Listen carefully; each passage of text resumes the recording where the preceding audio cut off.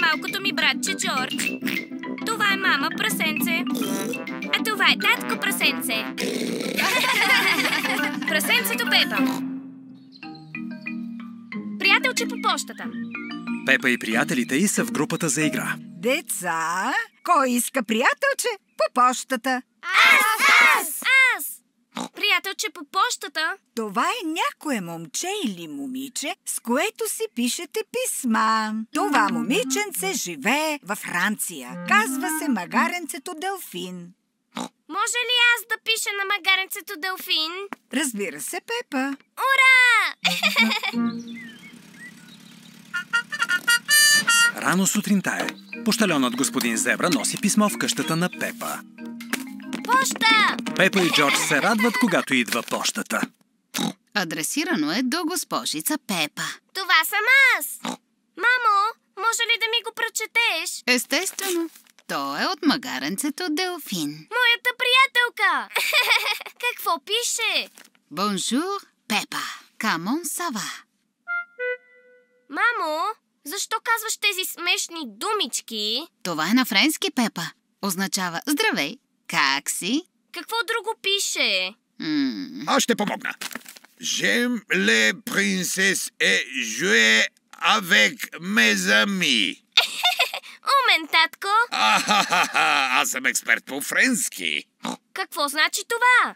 Ами... Татко прасенце почиства очилата си, за да вижда писмото по-ясно. Нещо не е наред. Пълни безсмислици. Означава харесвам приказни принцеси и да играя с приятелите си. Точно това щях да кажа. Искам да говоря френски. Трябва да поговориш с магаренцето Делфин. Как? Телефонният номер е на това писмо. Ура!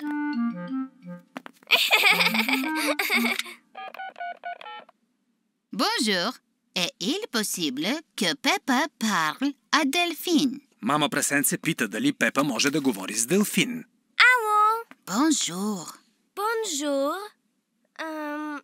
Сега какво да кажа? Камон сава. Камон сава?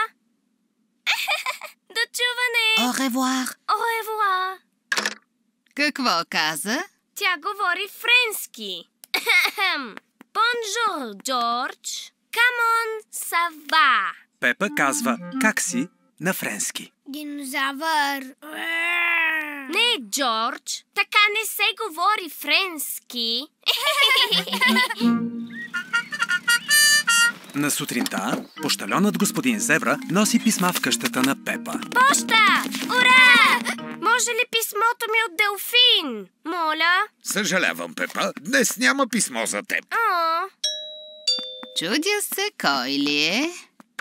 Бонжур, аз съм магаренцето Делфин. Дойдох да се срещна с Пепа. Това е Делфин! Бонжур! Бонжур, Пепа. Това са моите мама и татко и братчето ми Дидие. Бонжур! Това са моите мама и татко и малкото ми братче Джордж. Здравейте! Динозавър! Дракон! Говорите ли френски, господин Прасе? Аз съм експерт по френски. Quelle est votre équipe de foot préférée? Да. Делфин! Може да поскачаме в калните локви! Делфин изобщо не разбира Пепа, J'adore sauter dans le flaque debout. а Пепа не разбира Делфин. Всичко е толкова различно на френски, татко. О, хайде, Пепа! J'adore sauter dans le flaque debout.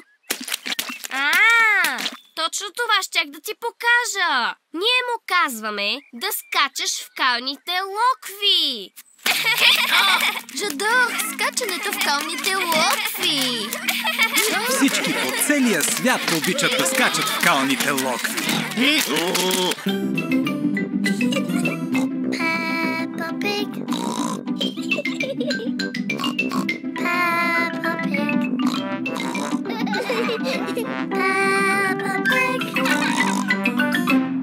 Локализация Графити Студио.